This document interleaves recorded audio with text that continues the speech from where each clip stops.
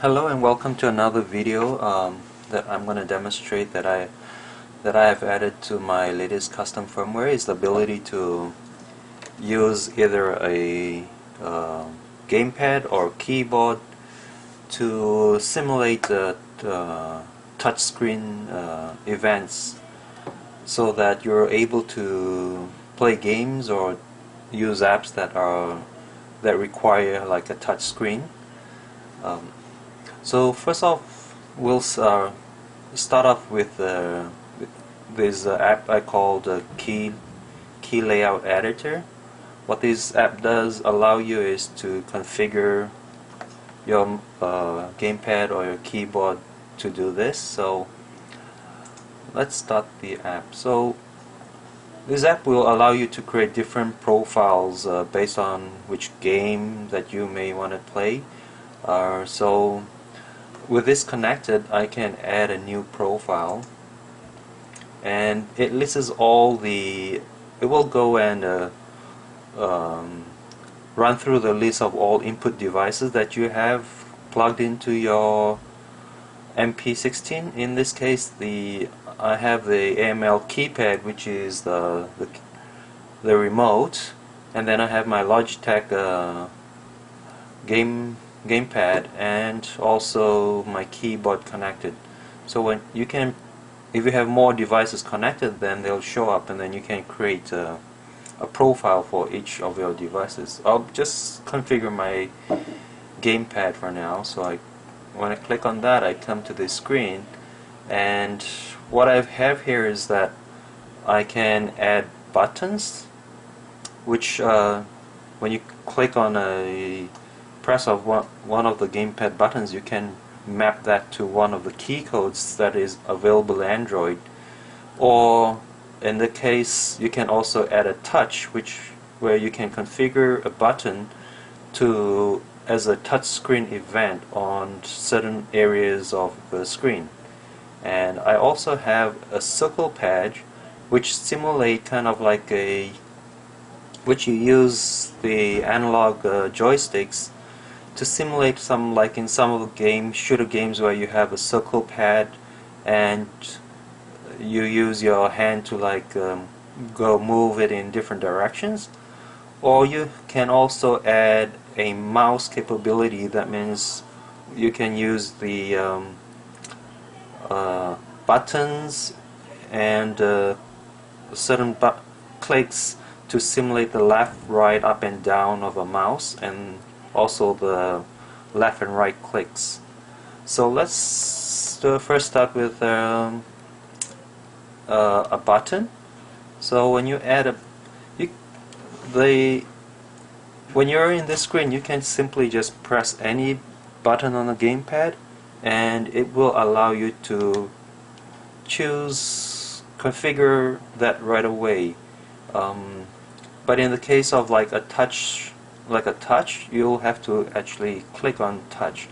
So let's go to click on touch, and it comes to this screen kind of blank, but you're also able to load up a background in here, so that's easier for you to configure it for your game. So what I have done previously is that I have already done a screen capture of Samurai Vengeance, so I'm going to use that as an example here. So how you bring up the background is that you click on any open area where do a long press, so click and until it pops up with a screen, and in here it goes directly to the screenshots folder. And from here you can choose a file that you have done a screen capture and select. Okay, I'm not going to use this one because I captured this one at a lower resolution when I was using the device in the 640 by the 480p resolution. So I'm going to choose a different one. So this was a screen capture that I had taken with the game, the Samurai Vengeance. Now I can click this dot to be on certain different parts of the screen. So in this case I want to configure this particular click to be on this O button. So, and after I have selected the area where I want to click, I can now assign a button to it. So in this case I will assign that to my button 2. So once I click 2, it highlights the button that I've pressed. So I have assigned the button 2 to click on the position here on the screen. So then I can go back and go add another touch, and similarly I can locate that on the X button and assign that to 3, and add another touch and assign that to a 1. And in this case, this is what I had talked about the CirclePad. So in the CirclePad you go click CirclePad, and I can position that here, but as you see that circle is quite big. What you can do is you can configure it to be at a smaller size. So just like how you bring up the background, when you click an open area it brings up the background, but if you click directly above the dot for the long press, it will bring up the dialog where you can assign the left, right, up, down, and the radius of that circle. So in my case I will assign that to the left joystick, and the circle pad can only work with the joysticks, because using buttons won't bring you the kind of behavior that you would desire. So I'll assign that to the left, the right, up, down, and then I can configure that to be at a lower, smaller size. In this case I choose 80 and see if it fits alright. Okay, it's still a bit too big, so let's change that to 70, and maybe still a bit too big. Let's go with maybe 65. Okay, that's about right, and we can just position that above, nicely above, or okay. Then we can go back, and now let's save the profile. Can save the profile. Okay, I forgot that you can, once you have it's a good idea is that your profile name, you change it before you save it, because I haven't given the ability to modify the profile name. But the profile name is actually just a directory that's on your SD card, so if you need to actually rename it, you can just go to your SD card and go to the profiles folder and rename the folder, and when you restart the application, that name will be picked up. So let's put that in action. So now I've created that profile. What I can do is now to apply the profile. To actually use this profile, you need to apply it first. So to bring up that extra option, you have to click and keep that clicked for a while, and then it will pop up this dialog. You can delete the profile or cancel or choose to apply that. So once I've applied that, it shows this green star on the item that is currently active. If you have several profiles here, at least you can use that to distinguish what has been applied. So I'll just quit that now, and let's go to the multi-touch tester. Now I can press these buttons and it will simulate what I have pressed, and so that's kind of like a test that it's working. And you have also the multi-touch kind of testing. So that seems like it's working. Now we can go and try that out in a game, so in the real game. So I have Samurai Vengeance here started. Okay, let's give it some sound.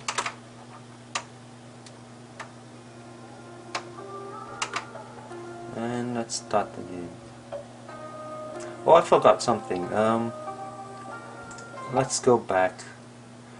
Since you have configured them the gamepad, you might also want to configure the mouse. Currently I'm using the mouse to actually to move around, but you can also set up the a function on the gamepad to use as a mouse too. So I'm going to go and click on add mouse, and what I'll do now is I'll use the right analog stick to simulate a mouse. So I'm going to use the left there, right, up, down, and I'm going to use the L1 button, no, sorry, the R1 button for the mouse, the left mouse click. I can click on that, save that, and for the back button, for the right click button, that you can simulate that by clicking click on R2. It will bring you up this dialog, and you can then map that to the back, and OK.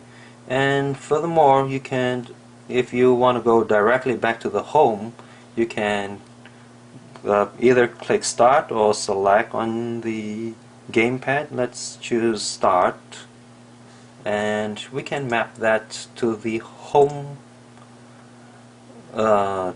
function. So that is equivalent that for like on the clicking on the menu on the remote. So it avoids you having to switch around between your mouse while you're playing the game. So OK. And one other thing is that when a profile is already active, when you click on Save Profile, it applies a change right away. You don't have to go and say apply again. So once that is saved, then now I'm going to take my hands off the mouse and start using the gamepad. So I'm going to use the right thumb here as a mouse now. So I'm using that as a mouse and simulating the left click with the R1 button. Oh. And go to Summary Vengeance.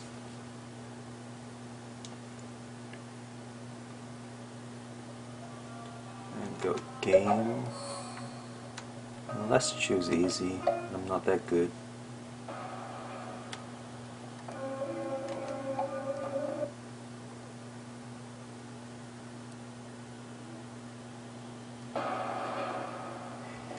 So now I can use them. So I've configured that. So I'm using here to move around that to do the axe, and the one that will, I think, make him roll. So we can go in action and play this.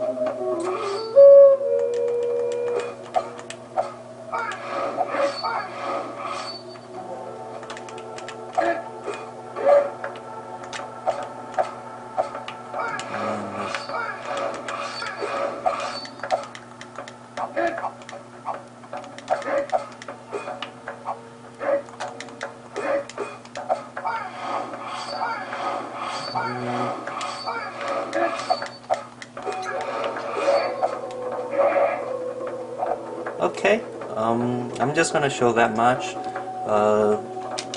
Like I said, you can use this as a mouse here, the thumb. Oops. Go pause and exit game. So that kind of shows what you can do with the gamepad. But there's also other certain functions. It's not only limited to gamepad. You can actually use your keyboard also if you don't have a gamepad to simulate touches. So I'll just show that here. I won't play the game with a keypad, but at least I can show you how to use a keyboard. So we can go and add another profile, and in this case I will choose a keyboard. And if for other people that don't have other keyboards that they want to configure certain buttons, like the home key or the back key, or the certain keys like the browser buttons, and you want to assign that to some certain function, you can also use this to do that.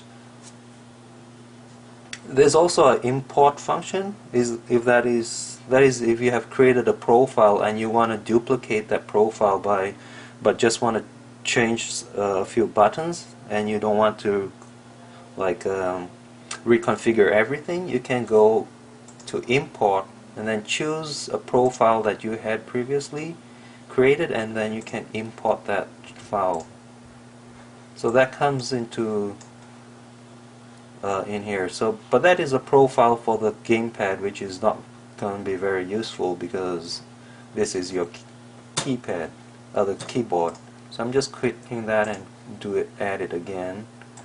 So in here I can add additional buttons. So I'll let's add a button. Reconfigure the buttons. The button A.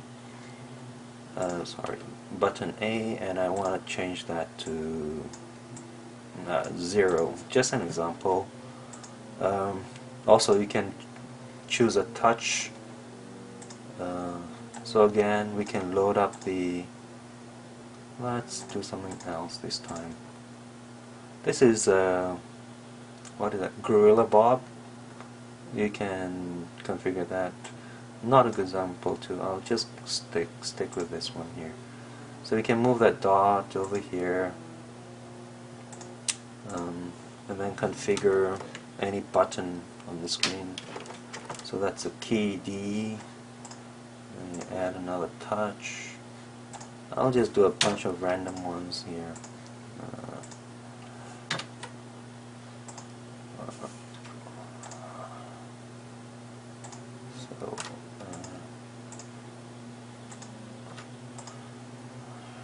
So save the profile. Let's add one more thing, the mouse. Like I said previously, the CirclePad requires an analog stick.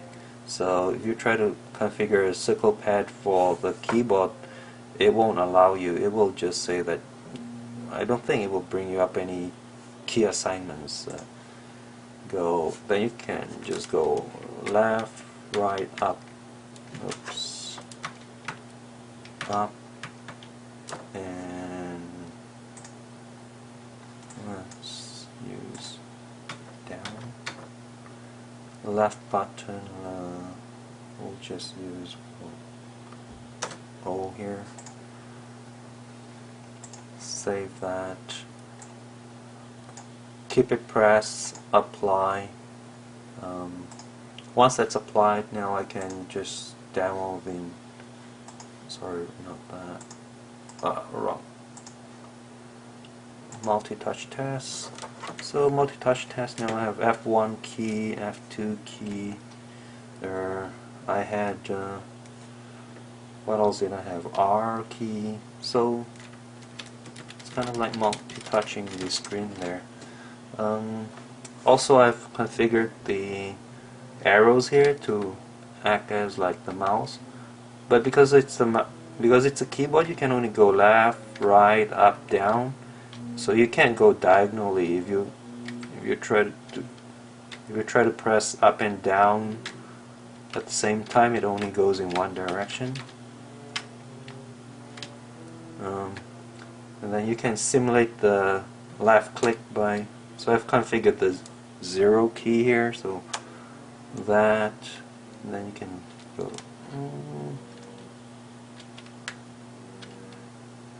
That's if you are desperate for a mouse on your keyboard, but if you have a mouse allowed, you can just use your mouse. It's just a demonstration that's possible, but probably not very useful. That's all. Thanks for watching the demo.